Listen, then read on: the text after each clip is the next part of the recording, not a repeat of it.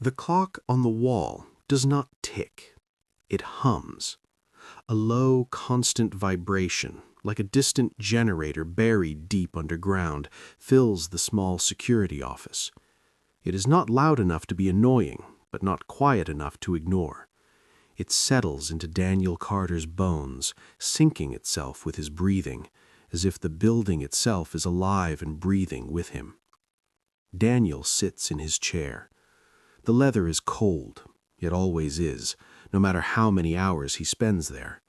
The chair does not remember warmth. Neither does the room. The office is no larger than a storage closet. Concrete walls, a metal desk bolted to the floor, a coffee machine that hasn't been cleaned in years.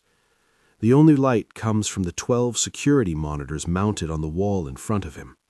Their blue glow paints Daniel's face in sickly shades of cyan and shadow. Outside the office, the hallways of the St. Jude Institute stretch endlessly, long, white, and silent.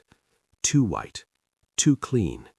The kind of clean that feels less like hygiene and more like erasure. Daniel likes the silence. Silence does not ask questions. He has worked the night shift for 3 years. Every night is exactly the same.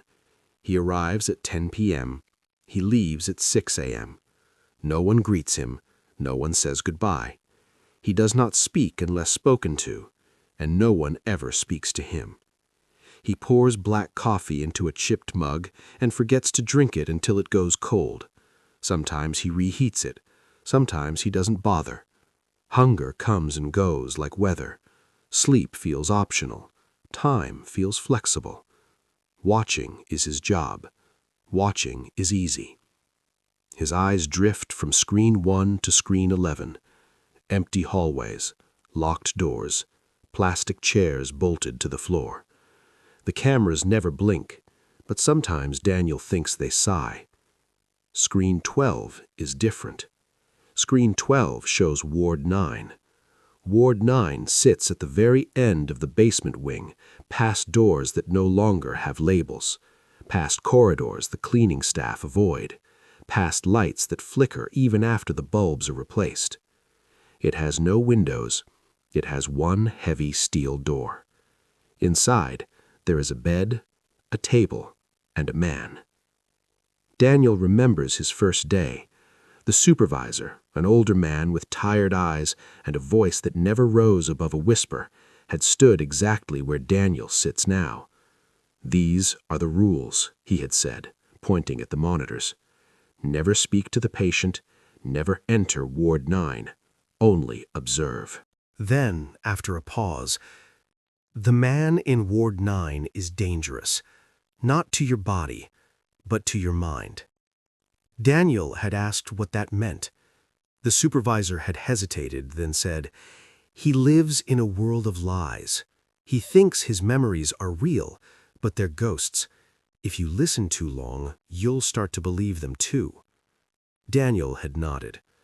Rules are easy to follow when they don't make sense. Most nights, the patient in Ward 9 sits on the edge of the bed, hands folded, staring at nothing. Sometimes he lies down. Sometimes he stands motionless for hours, facing the wall. He never speaks. He never sleeps. He never looks at the camera. Until tonight. Tonight, the patient lifts his head. Slowly, deliberately. His eyes find the lens, and he smiles. It is not a happy smile. It is the smile you give when you recognize someone you weren't sure would ever come back. Daniel feels a chill crawl up his spine. The hum of the clock seems to shift, becoming louder, as if it has leaned closer to listen. He shifts in his chair, suddenly aware of how quiet the room has become. To ground himself, Daniel reaches into his pocket and pulls out a small, faded photograph. He does not remember when he started carrying it. It just feels necessary. The photo shows 2 boys standing by a lake. One of them is Daniel, skinny, awkward, smiling without knowing why. The other is Lucas. Lucas is younger. Lucas is laughing. Lucas has mud on his shoes and sunlight in his hair. Lucas disappeared 20 years ago. A summer night, a bridge, a loud crash. Daniel remembers the sound of twisting metal. He remembers water rushing in. He remembers screaming his brother's name into the dark. What he does not remember is how it ended. The police called it an accident. They never found Lucas's body. Daniel looks back at screen 12. The patient has moved closer to the camera. Daniel's stomach tightens. The man's eyes, the curve of his chin, the small scar on his left eyebrow, thin and pale, half hidden by shadow. Daniel's heart begins to race. The patient looks exactly like Lucas. Not similar, not familiar. Exact. Lucas would be 30 now. The man on the screen is 30.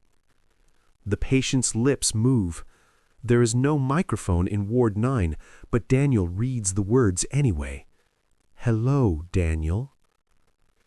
The chair scrapes violently across the floor as Daniel stands. It falls backward with a crash that echoes far too loudly in the empty office.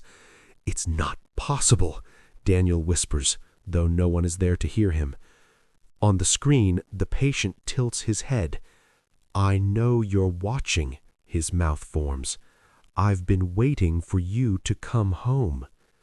Daniel feels the hair on his arms rise. His palms become damp.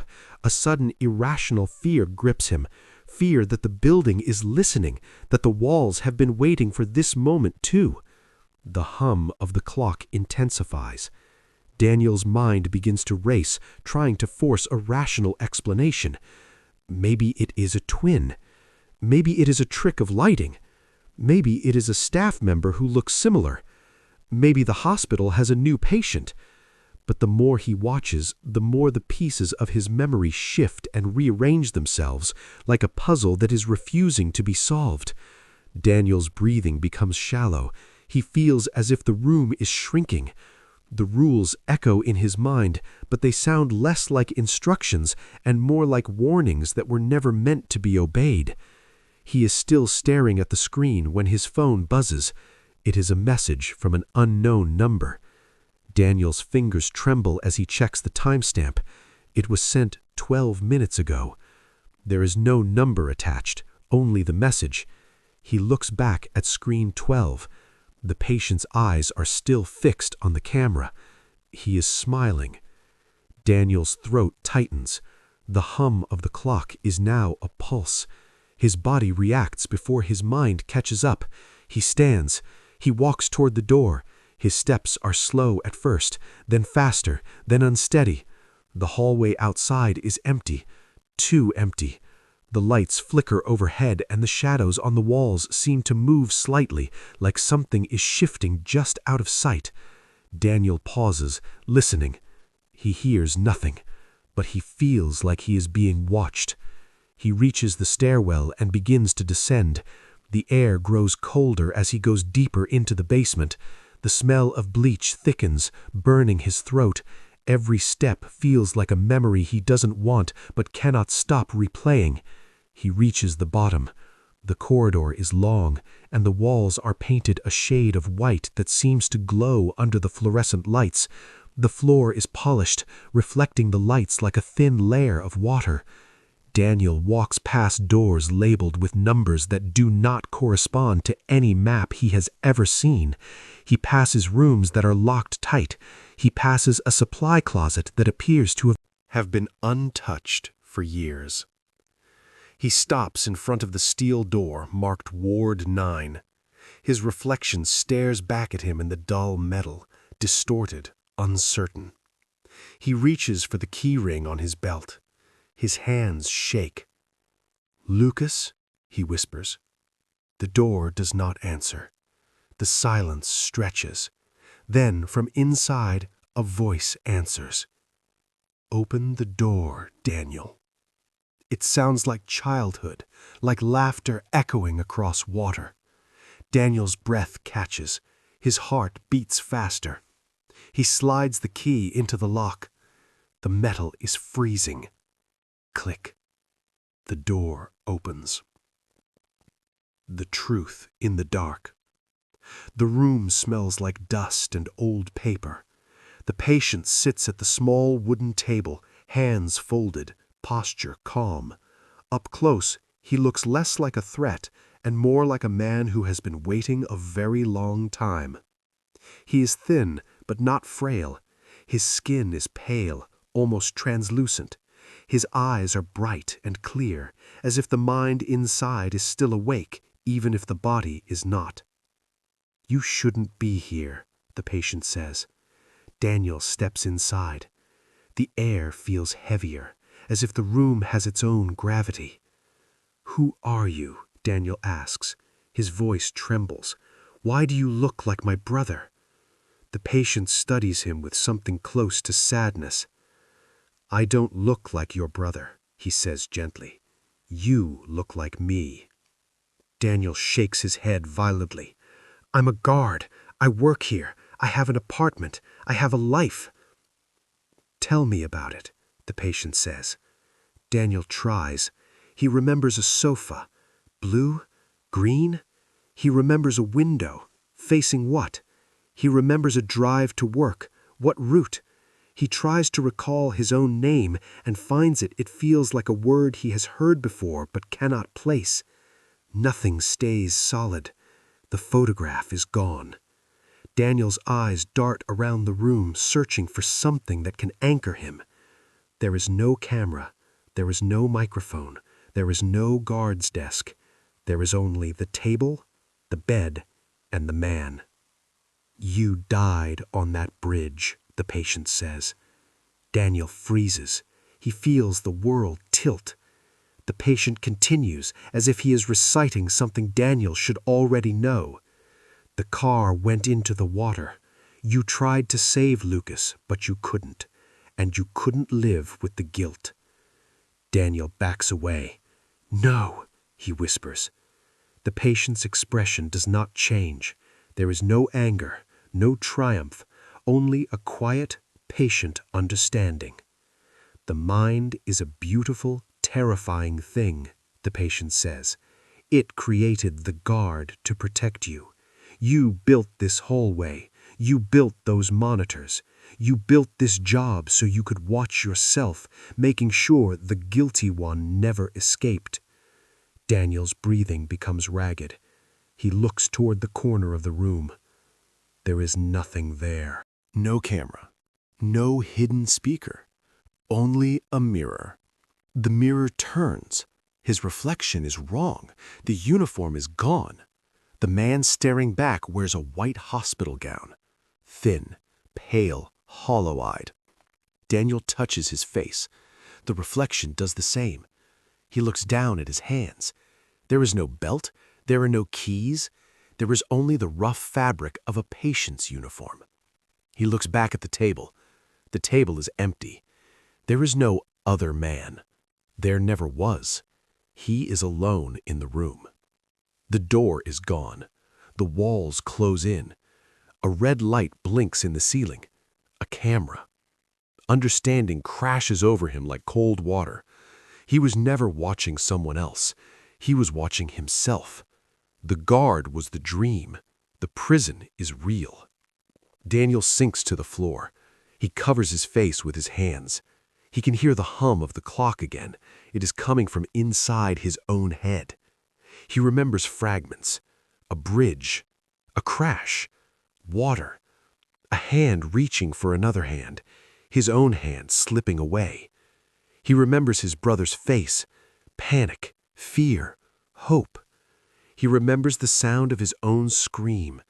He remembers the moment he realized he could not save Lucas.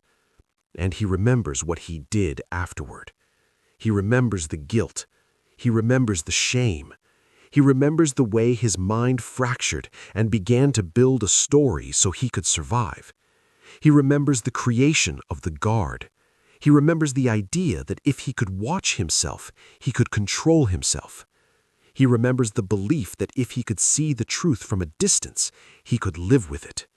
He remembers the lie he told himself every night. "I am not him. I am not the one who failed. I am not the one who let him drown." The patient in Ward 9 speaks again, softly, as if he is comforting a child. "Tomorrow you will wake up in the security office," he says. "You will drink cold coffee. You will watch the monitors, and you will see me."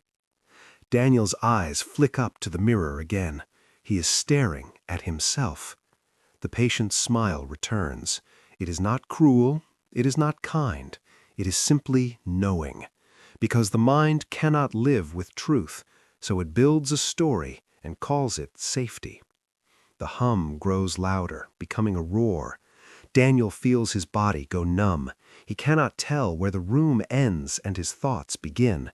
He feels as if he is dissolving into the air. He wants to scream, but no sound comes out. He wants to move, but his body does not respond. He is trapped in a memory that has become a prison. He is trapped in a mind that has built a life to hide from the one moment it cannot forgive. And in that moment, the truth becomes a final, devastating clarity. He has been the patient all along. The guard was the dream. The prison is real, and the man in Ward 9, his own reflection, his own guilt, his own failure, will always be waiting, always watching, always smiling. Because the mind, when it cannot bear the weight of what it has done, creates a cage and calls it safety. Reality is not what we see. It is what we tell ourselves so we can survive what we cannot forgive. The hum of the clock continues. It does not stop. It never stops. It only grows quieter as the room fades away into darkness. And in the silence that follows, the only thing left is the memory of a name, Lucas, and the knowledge that Daniel will never stop trying to watch himself, because the only way he knows to survive is to keep the story alive, to keep the lie alive, to keep the guard alive, even if it means living forever in Ward 9. He closes his eyes. He listens to the hum. He waits. Because waiting is what he has always done. The hum grows louder, filling his head until it becomes his entire world. The walls breathe. The floor trembles. The mirror reflects 1,000 versions of him, each one more broken than the last. And then, just as the light blinks again, Daniel feels something shift. A memory surfaces. Not the bridge, not the water, not the accident. A hand. A small hand gripping his own. A voice, soft, frightened, saying, "Don't let go." Daniel opens his eyes. He stares at the mirror. The reflection is not empty anymore. The man in the gown is still there, but now, behind him, there is a shadow, a shape that wasn't there before. A figure standing in the corner of the room, tall, silent, watching. The camera above him continues to blink red, and Daniel understands the truth in the most terrifying way possible. He was not the only one being observed. Someone else is watching the story too. Someone else is keeping the lie alive. Someone else is making sure Daniel never forgets. A soft sound echoes from the hallway. The door to Ward 9 creaks open, not because someone is entering, but because someone is letting him out. A new night begins. And as Daniel's mind tries to stitch the pieces together, he realizes the most frightening thing. The story never ends. It only resets. And every reset is just another chance for Daniel to watch and to be watched. Now I want to ask you, do you think Daniel is truly trapped, or is he being tested? Who do you think is watching him from the shadows? Would you keep watching if you were Daniel? Comment your thoughts and tell me what you think happens in the next loop.